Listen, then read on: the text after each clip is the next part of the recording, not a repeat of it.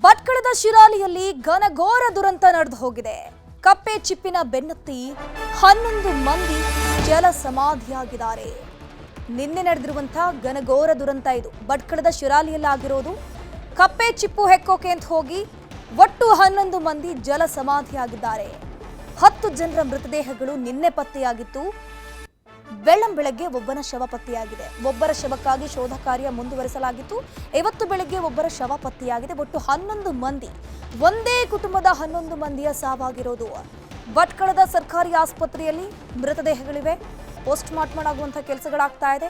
ಸಂಬಂಧಿಕರ ಆಕ್ರಂದನ ಮುಗಿಲು ಮುಟ್ಟಿದೆ. ಒಂದೇ ಕುಟುಂಬದ 11 ಮಂದಿ.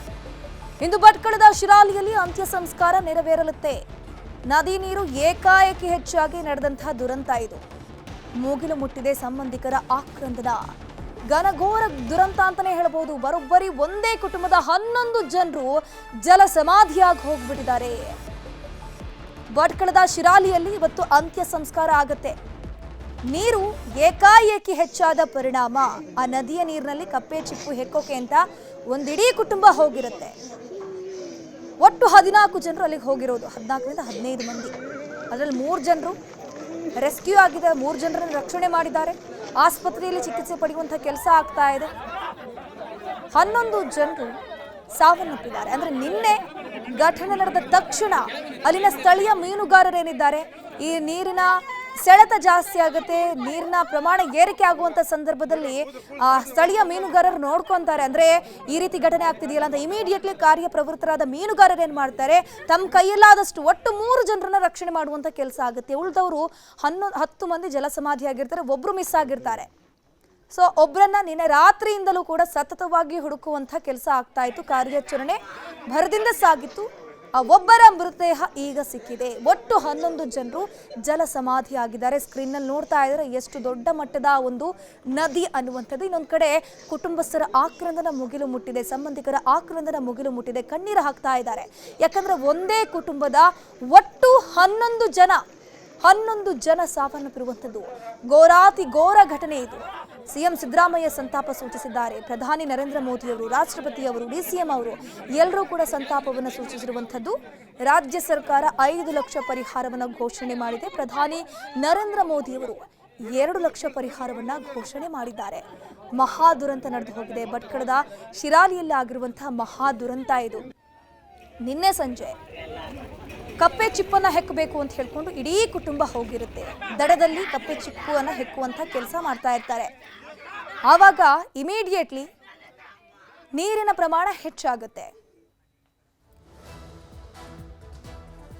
ಇದರ ಬಗ್ಗೆ ಹೆಚ್ಚಿನ ಮಾಹಿತಿ ನೀಡ್ತಾ ಹೋಗ್ತಾರೆ ನಮ್ಮ ಪ್ರತಿನಿಧಿ ದರ್ಶನ್ ನಾಯ್ಕ್. ನೇರ ಸಂಪರ್ಕದಲ್ಲಿ ಜಾಯಿನ್ ಆಗಿದ್ರೆ ದರ್ಶನ್ ನಾಯ್ಕ್, ಎಕ್ಸಾಕ್ಟ್ಲಿ ನಿನ್ನೆ ಘಟನೆ ಯಾವ ರೀತಿ ಆಯಿತು? ಈಗ ಶೋಧ ಕಾರ್ಯ ನಡೀತಿತ್ತಲ್ಲ, ಒಬ್ಬರ ಮೃತದೇಹ ಕೂಡ ಸಿಕ್ಕಿದೆ.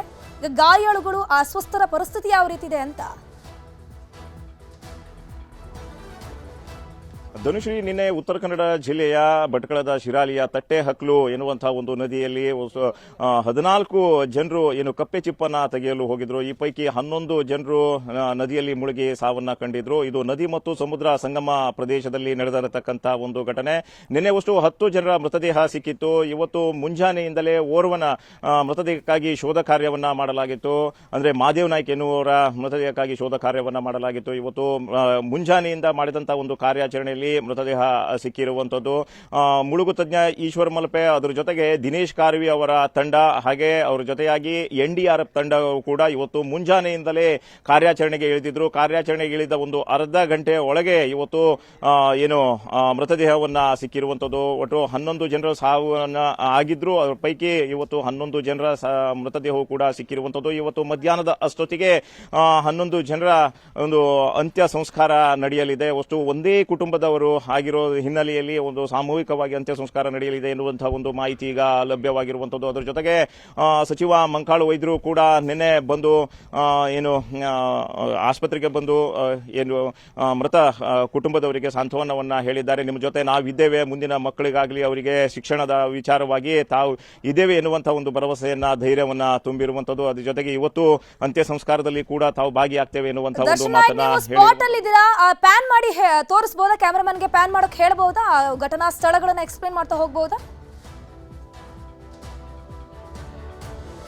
ಖಂಡಿತವಾಗ್ಲೂ ಧನುಶ್ರೀ, ಈಗ ನಾವು ಈ ಘಟನೆ ಹಿನ್ನೆಲೆಯನ್ನ ನಾವು ತೆಗೆದುಕೊಂಡು ಹೋಗ್ತಾ ಇದ್ರೆ, ನಾವು ಈಗ ಈ ಕ್ಯಾಮ್ರಾಮನ್ ಏನು ನಿಮ್ಗೆ ವಿಜುವಲ್ ಅಲ್ಲಿ ತೋರಿಸ್ತಾ ಇದನೋ ಈ ಭಾಗದಿಂದಲೇ ಇವತ್ತು 14 ಜನ ಏನು ಕಪ್ಪೆ ಚಿಪ್ಪನ್ನ ತೆಗೆಯಲು ಹೋಗ್ತಾರೆ. ಈ ಕಪ್ಪೆ ಚಿಪ್ಪನ್ನ ತೆಗೆಯಲು ಹೋದಂತ ಒಂದು ಸಂದರ್ಭದಲ್ಲಿ ಅವರಿಗೆ ನೀರು ಕೇವಲ ಮೊಣಕಾಲುದ್ದಕ್ಕಷ್ಟೇ ಮಾತ್ರ ಇರುತ್ತೆ. ಯಾಕಂದ್ರೆ ಮುಂಜಾನೆ ಒಂದು 9:30 ಅಷ್ಟೊತ್ತಿಗೆ ನೀರಿನ ಏರಿಳಿತ ಕಡಿಮೆ ಆಗತ್ತೆ. ಅಂದ್ರೆ ಈ ಸಂದರ್ಭದಲ್ಲಿ ನೀರಿನ ಉಬ್ಬರ ಇರಲ್ಲ, ಇಳಿತ ಇರುತ್ತೆ. ಸೊ ಆ ಹಿನ್ನೆಲೆಯಲ್ಲಿ ಅವರು ಏನು ನಡೆದುಕೊಂಡೇ ಆ ಮಧ್ಯದವರೆಗೂ ಹೋಗ್ತಾರೆ. ಅದ್ರ ಜೊತೆಗೆ ನಿಮ್ಗೆ ಇಲ್ಲಿ ವಿಜುವಲ್ ನಲ್ಲಿ ನಾವು ತೋರಿಸ್ತಾ ಇದ್ದೀನಿ, ಆ ಮಧ್ಯದವರೆಗೂ ಕೂಡ ನಡ್ಕೊಂಡೇ ಹೋಗ್ತಾರೆ. ಅಲ್ಲಿ ಕಪ್ಪೆ ಚಿಪ್ಪು ಸಿಗತ್ತೆ. ಇನ್ನೊಂದು ದಡದಲ್ಲಿ ನಿಮಗೆ ಬ್ರಿಡ್ಜ್ ಅನ್ನ ನಾವು ನಿಮ್ಗೆ ತೋರಿಸ್ತಾ ಇದೀವಿ. ಅಲ್ಲಿ ತನಕವೂ ಕೂಡ ಇವತ್ತು ಇವರು ಏನು ಮೃತರಾದವರು ಕಪ್ಪೆ ಚಿಪ್ಪನ್ನ ತೆಗೆಯಲು ಅಲ್ಲಿ ತನಕ ಕೂಡ ಹೋಗ್ತಾರೆ.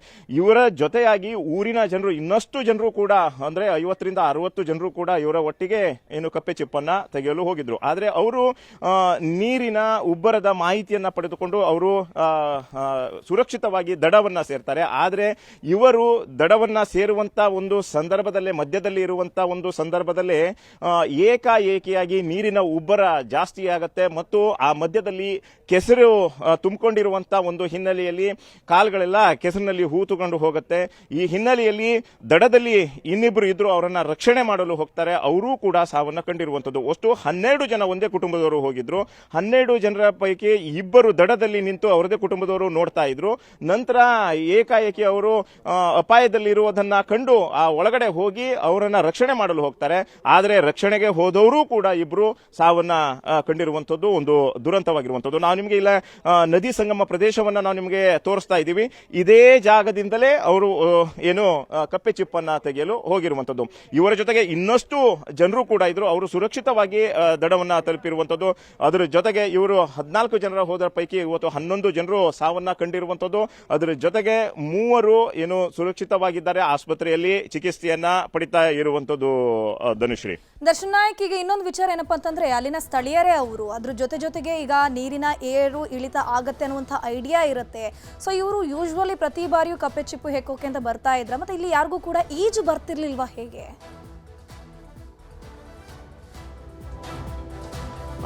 ಧನುಶ್ರೀ, ಇದು ಸ್ಥಳೀಯರೇ, ಅಂದ್ರೆ ಶಿರಾಲಿಯ ಆಜುಬಾಜಿನ ನಿವಾಸಿಗರು ಇವರು. ಇವರಿಗೆ ಇಲ್ಲಿನ ನೀರಿನ ಏರಿಳಿತ ಬಗ್ಗೆಯೂ ಗೊತ್ತಿರತ್ತೆ, ಅದರ ಮಾಹಿತಿಯೂ ಗೊತ್ತಿರತ್ತೆ.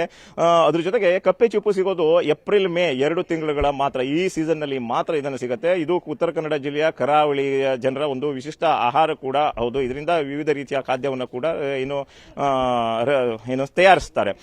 ಸೊ ಈ ಹಿನ್ನೆಲೆಯಲ್ಲಿ ಈ ಸಂದರ್ಭದಲ್ಲಿ ಈ ಕುಟುಂಬದವರು ಇಂಥ ಒಂದು ಕಪ್ಪೆ ಚಿಪ್ಪನ್ನ ಏನು ಮಾರಾಟ ಮಾಡಿ ವ್ಯಾಪಾರ ಮಾಡಿ ಜೀವನವನ್ನ ತುಂಬಿಕೊಳ್ತಾ ಇದ್ದಂಥವರು.